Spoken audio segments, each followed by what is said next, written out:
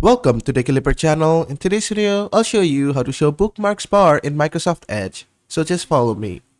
At first, just go ahead and open up your Edge browser. Now here, under the search bar URL, you should see some bookmark area, which is also called the favorites list. But you don't see it right here. This is because it is turned off. Now, I'll show you how to enable that. So for that, you need to go to the right side and click here on the three dot icon. Then from here, just go to the settings. Then from settings, on the left-hand menu, you should go to appearance. Then just scroll down.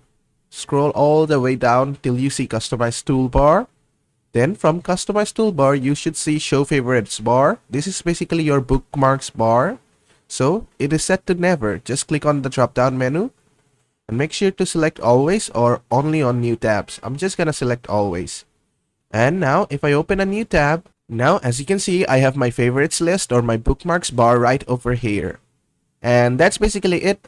And that is how to show bookmarks bar in Microsoft Edge. I hope this video was helpful. If it was, please give it a thumbs up and don't forget to subscribe.